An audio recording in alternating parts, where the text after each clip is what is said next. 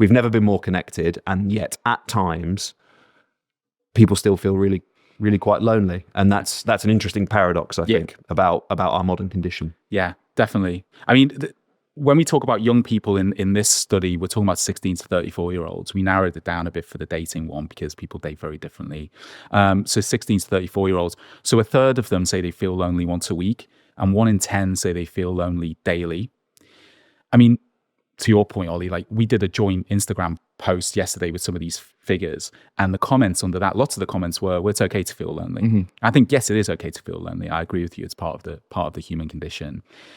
I do think in terms of looking at this and thinking about the implications, 1 in 10 thinking that they feel lonely daily, I would say is not ideal. And you know, we see that figure potentially getting kind of worse over time.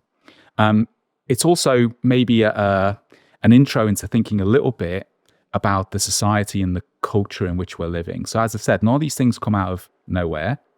We do a lot of work at Ipsos on generational differences, and actually how generational differences are overblown.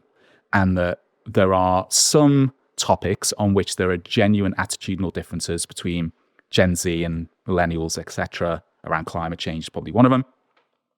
But on the whole, actually, what we're really looking at here is life stage. So when it comes to friendships, a lot of the kind of data that we've gathered, it's interesting to think about life stage as opposed to generations.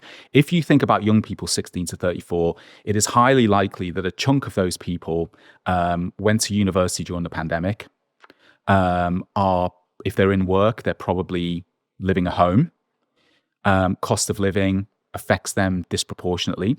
So the places, so what we call the third space, so if home's the first and work or school is the second, the third space, traditionally that was the pub. Really expensive to go to the pub. So there's a lot of work being done on, you know, Gen Z don't drink. Well, it's really expensive to drink. Mm-hmm. So it's less about an attitudinal kind of moral reason. Maybe it's just due to the fact they can't afford it. Mm. So those third spaces are becoming increasingly inaccessible. So it's useful to think about the fact that, well, actually, okay, yes, it's fine to be lonely. Are we seeing an increase in loneliness in those younger groups? Yes, I think we probably are. Are there societal and structural reasons why we're seeing that? Yes. Mm-hmm. And we need to think about what those things are and think very carefully about how we might affect and change some of those structures to make it easier for young people to hang out. Last time when Kieran was on, there was a lot of chat about just go outside and meet people. And Kieran was quite, really refuted that. And I think this refutes it as well. You can't just tell people to go outside and meet people. Where are they going to go? Mm. Where can young people congregate that they are not in some way either passively or not so passively moved on? Mm. So a lot of the places in which you would congregate, they are not welcome. And me and Ed were talking before this about, how many young men are followed around a shop incessantly by security. It's not only young men that shoplift, right? So thinking about some of these third spaces and what we're doing to encourage or discourage, I think is an important kind of thing that comes out of this. Do you think you have a third space in your life? Not an explicit one, I suppose. I suppose like friends' flats, I guess. My third space is somebody else's first space. Yes, but I think... Third space colonised. But I suppose I'm lucky in that I come to work and I like my colleagues and I get like a social... There's a social element there, isn't there? Like, we all chat shit. Like, I do think if any of us worked in another office, we would have to change our behaviour very quickly. I do think that it's a real shock to the system coming into our office and hearing what we talk about. Yeah. And none of it is repeatable. But I that element, I guess, like, I go to a gym, but I don't really talk to anyone at the gym. Like, stuff, I'm not sure I do have a third space, actually. And I was actually, if I was to add another layer to it, of like freely accessible. Yeah. Oh, yeah. Because there isn't one. I would go, okay, there's the pub. I've got a 1-year-old daughter. There was the NCT group that we joined to meet other parents. It's not cheap. Hobbies. Yeah, pick a hobby. Oh yeah, you could go to the swimming pool. Oh, you'll be paying to get into the Lido. You'll be paying to get into the swimming pool. Like, essentially, other than maybe going to the park with another new parent and pushing the kids on the swings, is there a free to access third space in my life? I don't think there is. No, and this sense that kind of everything costs money. I mean, work is still the most often cited place where young people make friends. So both young men and young women say that they've made most of their friends at work.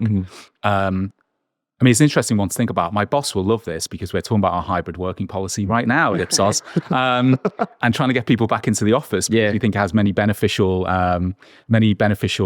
things when it comes to the type of work that we do, but also in terms of people's mental health and their ability to build relationships. I mean, I'm almost a classic millennial in the sense that I met a lot of my really good friends at work. I met my wife at work. We were in 5 days a week. You're out 5 nights a week at a time when it was more affordable to do so. And a lot of the kind of enduring friendships of my life come from that period. If you're a young person and you're living with your parents and you're probably not going into work that much and you're working online, I think it is, there is a massive disconnect there between you and other people who potentially could be your friends. Despite that, work is still the most common place that people find them. There is in the data, young people, both young men and young women, talk about not really knowing how to go about making friends and lacking the confidence. So young women is a really interesting cohort in this, that a lot of young women are saying that they just lack the confidence to make new friends. They're less likely to have made a new friend in the last month than young men, and they have fewer friends overall.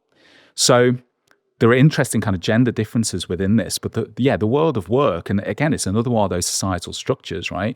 We're going to entirely remote working, which is a white collar way of looking at it, but also kind of 0 hours contracts. And it does create barriers between people and hampers abilities to make friendships. I wonder, is there a difference between men and women of what they consider a friend?